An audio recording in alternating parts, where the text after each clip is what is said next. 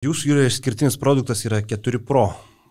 Kas tai per produktas ir kuo jis ypatingas? Taip, 4 Pro tai produktas, kurio visos kraštinės yra nuožulnios. Jeigu taip standartiškai žiūrint, tai standartinė plokštė yra ilgosios briaunos turi nuožulas, taip ir pas visus mūsų konkurentus. Praktiškai taip plokštė yra gaminama. Ir aišku atveju, kada yra daromos briaunos stačios specialiai, tai čia gal plokštės, kurios skirtos, pavyzdžiui, priešvieniams plokštėms, ten siūlių niekas neužglaisto, arba grindų plokštės, kurioms būtent tos nuožulnios plokštės briaunos netgi trukdytų. Tai yra daromos stačios briaunos, bet šiaip visur standartiniai, jeigu sienas lubas darant, tai plokštės turi tas nuožulnios briaunas standartiškai ilgasias. Ir Gips gamykla pradėjo gaminti tokias plokštės, kur visos tos briaunos yra nuožulnios. Tai yra technologijos gamybos metu. Tai gamybos metu yra paklojamas tas vadinamas gerasis popierius, kuris matosi sumontavus plokštę.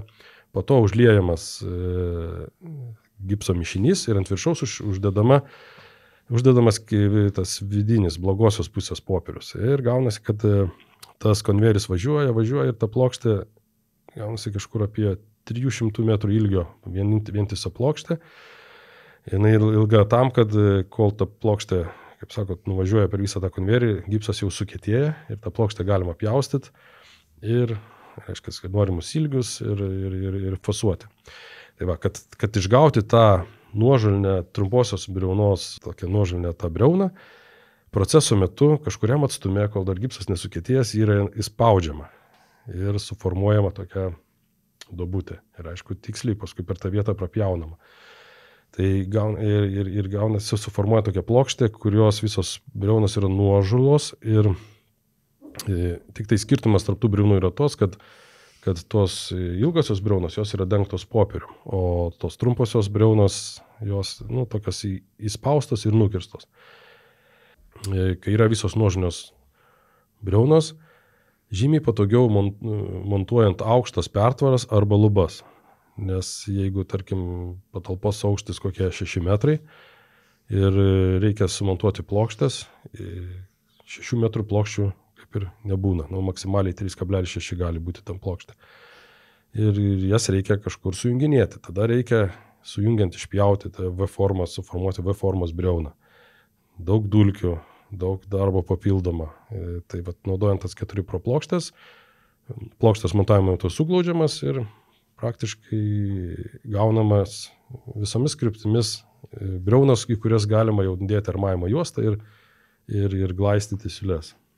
Kitaip sakant, susitaupo darbo, susitaupo medžiagų ir greitis, nes teoriškai ir praktiškai naudojant standartinės plokštės suformavus tą V-formos briauną, ją reikėtų pirmą užglaistyti, paskui pralaukti parą, kol tas glaistas sukietės, tada galima dėti armavimo juostą. Didelį procesą. O kai yra 4 Pro, kai jau iš karto suformuotos, vienu metu galima jau užglaistyti ir žarmuoti tas siūles. Dabar 4 Pro yra tik vienas gaminys ar keli gaminiai? Yra 3 tipai. Tai yra standartinė plokštė, padidintas atsparumo drėgmei plokštė ir padidintas atsparumo ugniai plokštė.